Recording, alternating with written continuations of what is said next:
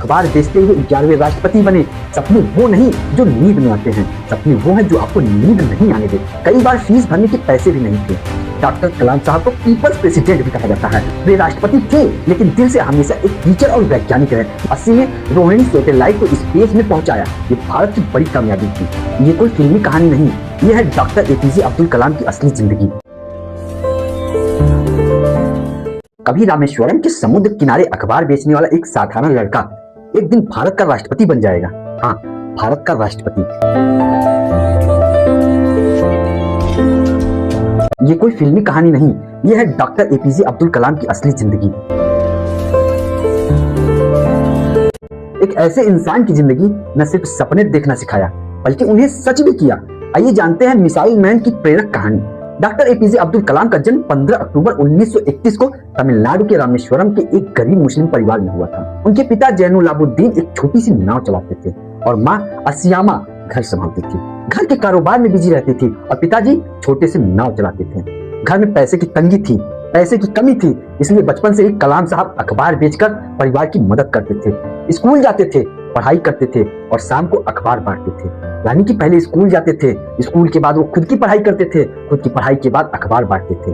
लेकिन उनके मन में बड़े बड़े सपने थे, आसमान छू लेने वाले सपने थे। उनका परिवार उन्हें मेहनत और ईमानदारी सिखाता था, जो उनकी जिंदगी का आधार बन चुका था। कलाम जी पढ़ाई में बहुत ही होशियार थे। जैसे अभी के समय में देखिए कुछ बच्चे आगे बढ़ते हैं तो बहुत होशियार होते हैं। वो किसी को कुछ बताते नहीं है, वो खुद पढ़ते हैं और अपनी चीजें दिखाते नहीं, मतलब शेयर नहीं करते। वो बताते हैं कि हम बहुत कम पढ़ के आए हैं, या फिर ऐसे होते हैं ना बच्चे जो पढ़ते तो खुद है, दूसरा दोस्त फोन किया तो कहेंगे क्या हम पढ़ नहीं रहे थे, बस अभी ऐसे कॉपी खोले थे भूल गए, वगैरह वगैरह। कलाम साहब ने तिरुचिरापल्ली के एसटी जोसेफ कॉलेज से फिजिक्स में ग्रेजुएशन किया। फिर मद्रास इंस्टीट्यूट ऑफ टेक्नोलॉजी यानी MIT से एयरोनॉटिकली इंजीनियरिंग की डिग्री ली। कई बार फीस भरने के पैसे भी नहीं थे लेकिन उन्होंने कभी हार नहीं मानी। आज के समय में बच्चों को फीस मिल रही है, वो फीस उड़ा दे रहे हैं। यहाँ कलाम साहब के पास फीस नहीं होती थी, फिर भी हार नहीं मानते थे। वो पढ़ाई जारी रखते थे, अपने टीचर्स और दोस्तों से मदद लेके पढ़ाई करते थे। और यहाँ फीस मिलता है तो बच्चे अपने दोस्तों पे उड़ाते हैं। मतलब कलाम साहब की मानसिकता देखिए, उनके पास फीस नहीं है तो अपने दोस्तों से, टीचर से पैसे लेके फीस भरते थे। हार नहीं मानते थे, अपने सपनों को साकार करने के लिए सक्षम रहते थे, मतलब हार नहीं मानते थे। और आज के युवा घर से फीस पा रहे हैं, दोस्तों के साथ क्लब पार्टी तमाम चीजें कर रहे हैं। उनका मानना था मेहनत और लगन से कोई भी सपना पूरा हो सकता है। कलाम साहब के वैज्ञानिक बनने का सफर, आइए हम बताते हैं उनके वैज्ञानिक बनने का सफर कैसा रहा। पढ़ाई पूरा करने के बाद डॉक्टर कलाम साहब ने DRDO और इसरो में काम शुरू किया। उन्होंने भारत की पहली सैटेलाइट लॉन्च की, व्हीकल SLV-3 को सफल बनाने में उनका अहम भूमिका निभाई।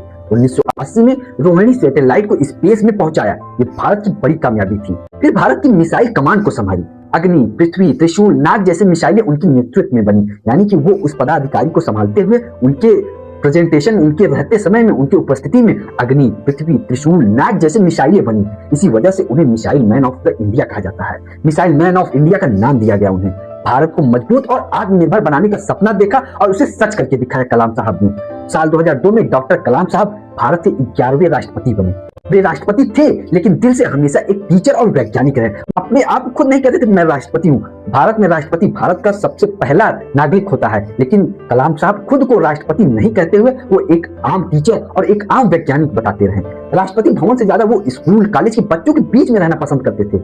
मतलब कि बहुत से आपके राष्ट्रपति जो भी हैं वो भवन में ज्यादा समय व्यतीत करते हैं, लेकिन उनका रुचि बच्चों में और उनके कॉलेज में, उनकी पढ़ाई लिखाई में, उनसे बात करने में, उनकी दिनचर्या को शेयर करने में उनको मतलब बहुत ज्यादा दिलचस्पी थी। वे युवाओं को प्रेरित करते थे, किताबें देते थे और सपने देखने की सलाह देते थे। सलाह ही नहीं, उसको पूरा करने की रास्ता बताते थे। उनका नाम पीपल्स प्रेसिडेंट पड़ा क्योंकि वो आम लोगों से बहुत करीब थे।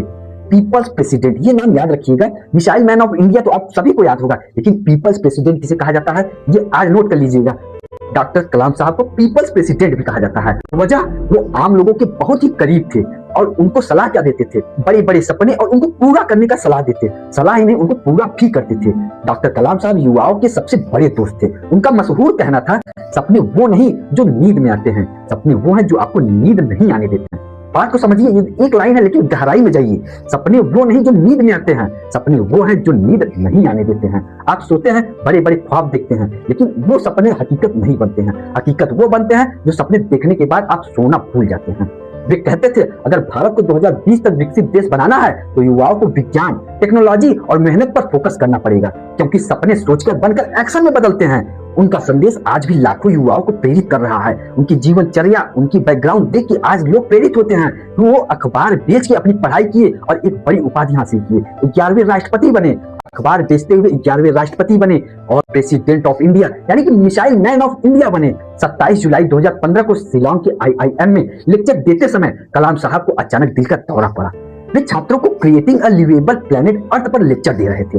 उनकी आखिरी सांस तक भी वे देश के युवाओं को सीख दे रहे थे। उस दिन भारत ने एक महान वैज्ञानिक, सच्चे देशभक्त, मार्गदर्शन देने वाले व्यक्ति को खो दिए, लेकिन उनकी विरासत आज भी जिंदा है। मिसाइलें, सैटेलाइट और करोड़ों युवाओं के दिल में आज भी कलाम साहब जिंदा हैं। डॉक्टर कलाम साहब चले गए, लेकिन उनके सपने आज भी भारत को आगे बढ़ा रहे हैं। अगर आप भी कुछ बड़ा करना चाहते हैं तो याद रखिए, कलाम साहब सिर्फ एक नाम नहीं, ये एक सोच है। एक ऐसी सोच जो कहती है सपने देखो, मेहनत करो और कभी हार मत मानो। जय हिंद, जय भारत।